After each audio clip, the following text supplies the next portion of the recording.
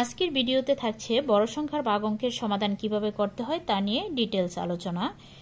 এখানে 228 দিয়ে 57,249কে ভাগ করতে বলা হয়েছে। প্রথমে আমরা খেয়াল করি যেই সংখ্যাটা দিয়ে ভাগ করব সেই সংখ্যাটার নাম হচ্ছে ভাজক, আর যে সংখ্যাটাকে ভাগ করব তার নাম হচ্ছে ভাজ্য। এখন 228 দিয়ে 57,249কে আমাদের ভাগ করতে হবে। প্রথমে খেয়াল করি এখানে ভাজকে কয়টি অঙ্ক আছে? 3টি অঙ্ক আছে।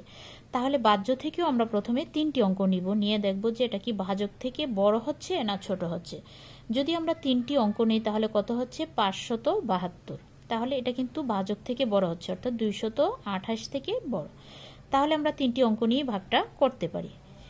এখন 228 572-এর মাঝে কতবার ভাগ যায় সেটা আমাদের বের করতে হবে। আমরা কিভাবে বের করি? 2 দিয়ে গুণ করি, 3 দিয়ে গুণ করি, 4 দিয়ে, এভাবে গুণ করে করে দেখি যে 572 হচ্ছে না 572কে ছাড়িয়ে যাচ্ছে। আর ভাগের নিয়ম অনুযায়ী এই সংখ্যাটাকে, যেই ভাজ্যটাকে আমরা ভাগ করব, এটা কিন্তু ছাড়িয়ে যাওয়া যাবে না। অর্থাৎ 228 দিয়ে যে সংখ্যাটা দিয়ে আমরা ভাগ করব ওই সংখ্যাটাকে গুণ করলে যেন 572 থেকে বেশি না হয়, এরকম একটি সংখ্যা দিয়ে আমাদের ভাগ করতে হবে। এখন কতবার ভাগ যায় সেটা বোঝার জন্য আমরা একটু টেকনিক অবলম্বন করব। এখান থেকে 2টি অঙ্ক বাদ দিই আর এখান থেকে 2টি অঙ্ক বাদ দিয়ে 2 এর নামটা 5 পর্যন্ত পড়ব, কারণ এটা আমরা খুব সহজেই পড়তে পারি। 2 5-এর মাঝে কয়বার ভাগ যায়? 2 একে 2, 2 দুগুণে 4, 2বার ভাগ যায়।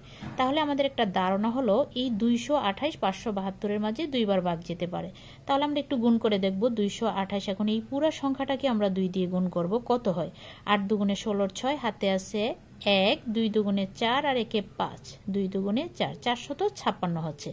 এখানে কত আছে? 572, অর্থাৎ 572-এর থেকে কিন্তু বেশি হয়নি। বেশি হলে কিন্তু আমরা 2 দিয়ে ভাগটা দিতে পারতাম না। এখন আমরা এখানে 2 বসাবো আর এখানে লিখব 456। এখন একটি দাগ দিয়ে বিয়োগ করব।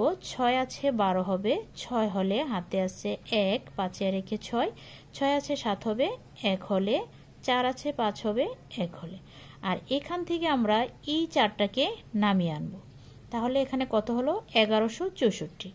এখন এই 228 দিয়ে 1164কে ভাগ করতে হবে। এখন 228 1164-র মাঝে কয়বার ভাগ যায়? আমরা কিন্তু 228-এর নামটা কেউই পড়তে পারবো না, তাই আমরা একটু টেকনিক অবলম্বন করে দেখব যে কতবার যেতে পারে। তাহলে এখান থেকে আমরা 2টি অঙ্ক বাদ দিই, এখান থেকেও 2টি অঙ্ক বাদ দিয়ে 2 এর নামটা 11 পর্যন্ত পড়ব, যে 2 11-র মাঝে কতবার ভাগ যায়। 2 একে 2, 2 দুগুণে 4, 3 দুগুণে 6, 4 দুগুণে 8, 5 দুগুণে 10। যদি আমরা 5 বার দিই তাহলে 10 হচ্ছে। তাহলে আমরা একটা ধারণা পেলাম যে এটা 5 বার, 228 1164-র মাঝে 5 বার ভাগটা যেতে পারে। এখন এই পুরো 228-কে আমাদের 5 দিয়ে গুণ করে দেখতে হবে কত হয়। 5 8 40, 0 হাতে আছে 4, 5 দুগুণে 10 আর 4 14, 4 হাতে আছে 1, 5 দুগুণে 10 আর একে 11, 1140। আর এখানে কিন্তু আছে 1164, তার মানে কিন্তু বেশি হচ্ছে না। যদি আমরা 5 বার দেই এটাকে অতিক্রম করে যাচ্ছে না, তাহলে আমরা 5 বার দিতেই পারি ভাগটা। 5 বার যদি দেই তাহলে কত হয়? 1140। এখন আমরা বিয়োগ করব। 4 এর 4, 4 আছে 6 হবে, 2 হলে। এখন নামিয়ে আনবো, এই 9কে নামিয়ে আনবো। এখন কত হলো? 249। 228 দিয়ে 249-কে ভাগ করব। 228 249-এর মাঝে একবার ভাগ যায়, 228, ওকে 228। এখন বিয়োগ করব। 8 আছে 9 হবে, 1 হলে, 2 আছে 4 হবে, 2 হলে। এখন কিন্তু 228 থেকে 21 ছোট হয়ে গেছে, আর ভাগ করা যাচ্ছে না। তার মানে এখানে ভাগফলটা হলো কত? 251। আর যেই সংখ্যাটা অবশিষ্ট আছে 21, এই সংখ্যাটা হচ্ছে ভাগশেষ। তাহলে আমরা লিখতে পারি উত্তর ভাগফল 251 ভাগশেষ 21।